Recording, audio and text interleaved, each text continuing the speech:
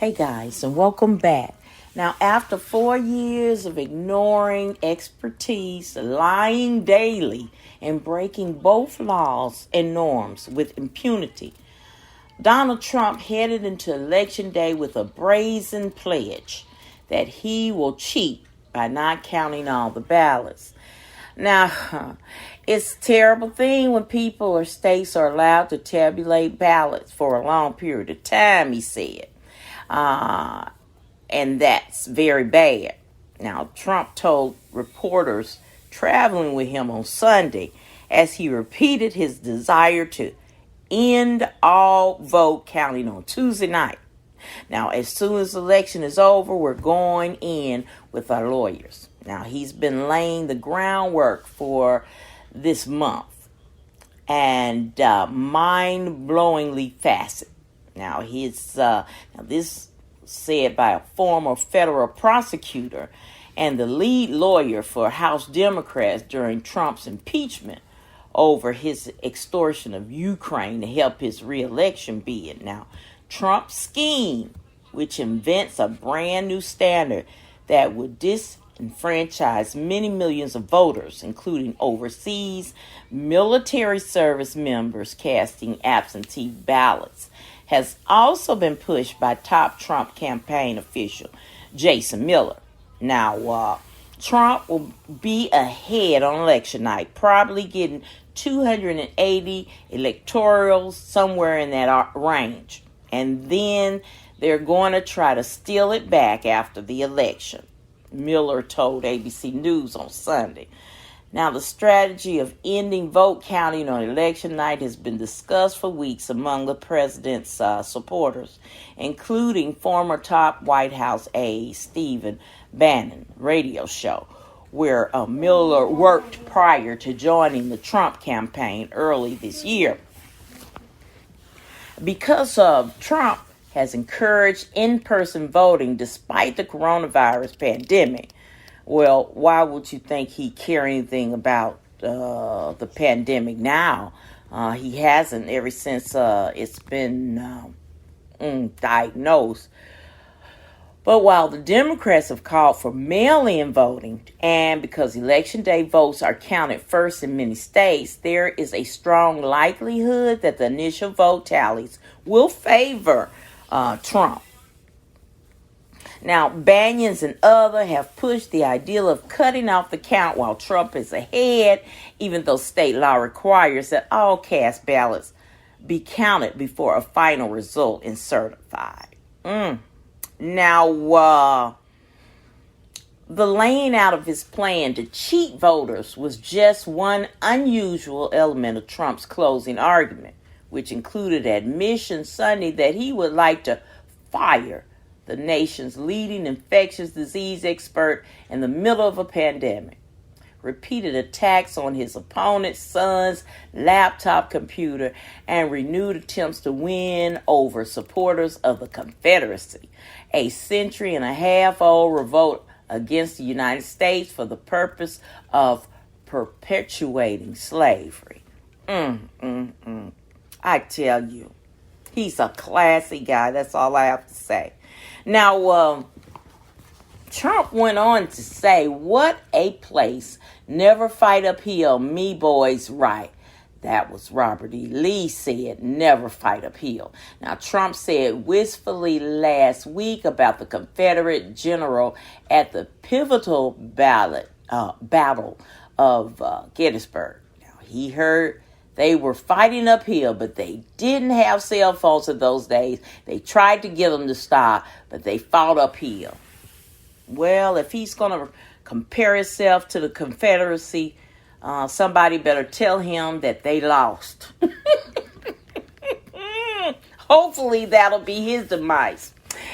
Now, on Monday at a rally in Fayetteville, North Carolina, Trump renewed an earlier promise to prevent the renaming of military bases that currently honor Confederate traitors. He also mocked advice from pollsters and advisors warning him that he was losing support among college-educated women, a group that he at one point referred to as suburban housewives. Love me, women of the suburbs, love me, he said at a later rally Monday in Pennsylvania. Now, Trump has also complained that talking about the partial recovery from economic downturn caused by the pandemic was too boring, he said. I mean, how many times can I say it? I'll say it 5 or 6 times during the speech, he said at a Tampa, Florida rally on Saturday. Now, focusing on a simple message that would appeal to a broader swath of electorate were precisely the strategy that top 2016 campaign officials Bannon and Kelly and Conway was persuaded him to adopt that October. We told him he had to shut the F up and only read what was on the prompter. One former 2016 campaign aide told HuffPost on conditions that his speechwriters had prepared for him, which relied heavily on material stolen by Russian intelligence from the Hillary Clinton campaign and on his promise to bring back manufacturing jobs, which he has not. Now, once at a rally in Pensacola, Florida, he even caught himself off about to go off script. Stay on point, Donald Trump. Stay on point, he said, as if repeating his aide's warning. No sidetracks, Donald. Nice and easy. Now, 4 years later, Trump has been unable to repeat that feat. Let's get back to the teleprompters. Should we get back to the teleprompters or just keep going, he said at a rally in Pennsylvania. Isn't it nice to have a president that doesn't need a teleprompter? Well, guys, I don't know about you, but this guy is, he is not a class act. And for him to have a closing message to tell the American people that he will cheat, that just makes him more, this guy, he's got to go, y'all. He's got to find another home. He got to get up out of Pennsylvania Avenue. Come on, guys. He even tried to stop some votes in, I forgot what state, but a judge ruled on last week that those votes will be counted. They were mostly Democratic votes. So this guy he's trying to cheat, which he's not going to get away with.